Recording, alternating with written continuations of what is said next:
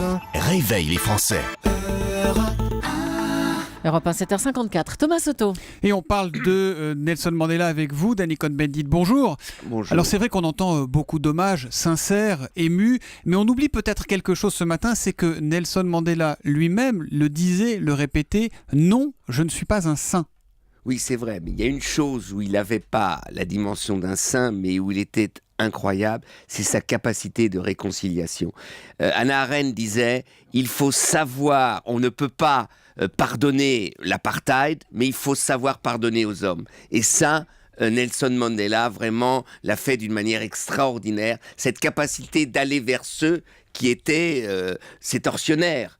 Et ça, je crois que c'est une leçon d'humilité avec après cette idée des comités vérités, c'est-à-dire de ne pas justement la vengeance, savoir pour ne pas se venger. Comprendre plutôt que punir. Voilà, exactement. Et ça, c'est la leçon, la grande leçon de l'homme politique Mandela. Alors, on oublie aussi peut-être certaines choses ce matin, notamment on entend les hommages des politiques, mais il faut se remettre dans le contexte des années 70, des années 80, quand Mandela était en prison, quand on ne parlait pas de lui.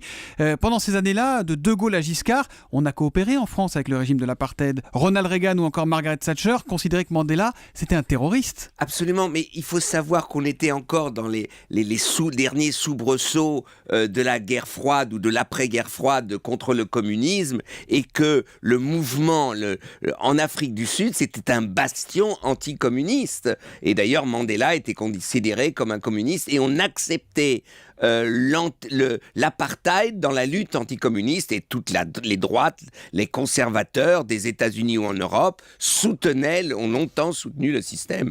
Qu'est-ce que selon vous, il faudrait retenir de Mandela pour que ça corresponde à ce qu'il aurait voulu ?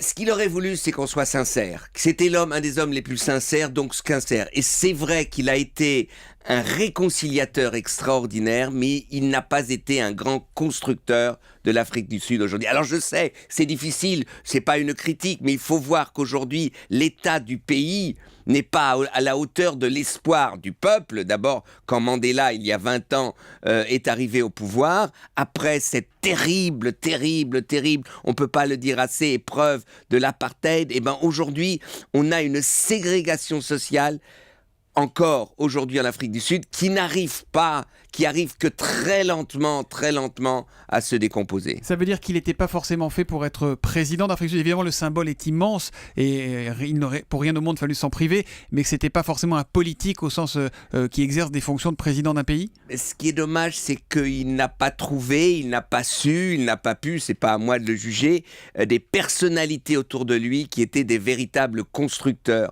Et on voit d'ailleurs... c'est Madame Bourgois qui est restée... Il y a des personnalités mais autour de lui. Mais j'ai pas dit qu'il n'est pas dessus. Je veux dire que si vous voyez aujourd'hui ce qui en résulte dans l'ANC, si vous voyez Zuma, si vous voyez Zuma. quand même... Comment ? Zuma. Zuma, pardon, excusez-moi, oui. Confondé avec Zulu. Oui, Zuma, vous avez raison. Eh bien, c'est terrifiant. C'est terrifiant que l'Afrique du Sud mérite plus que ceux qui sont au pouvoir aujourd'hui. Mandela a travaillé pour le long terme. Il a construit un modèle en pensant que ce modèle, après, se perpétuerait peut-être 50 ans plus tard. Oui, d'accord. Je vois bien que vous voulez m'arrêter. Les gens vivent aujourd'hui, madame. Les gens vivent aujourd'hui. Voilà, le débat débat je veux dire est vivant. Rapidement, s'il vous plaît, Madame Bourgois. Il n'a pas voulu, par exemple, être président, avoir un deuxième mandat. Et beaucoup de gens l'ont supplié de le faire, oui, pour d'accord. précisément qu'ils construisent. Oui, d'accord, mais le fait est qu'aujourd'hui, ça va pas très bien en Afrique du Sud, et qu'une personnalité politique, quelle qu'elle soit, doit prendre les responsabilités de ce qui est arrivé après. Voilà, Danny Cohn-Bendit et face à lui Joëlle Bourgois, ancienne ambassadrice de France en Afrique du Sud, tous les deux touchés par l'homme Mandela, mais qui n'ont pas forcément le même regard sur le personnage. Merci à vous d'être venus, merci Danny, on vous retrouve lundi. L'humeur de Danny, tous les jours, c'est à 8h-5 sur Europe 1.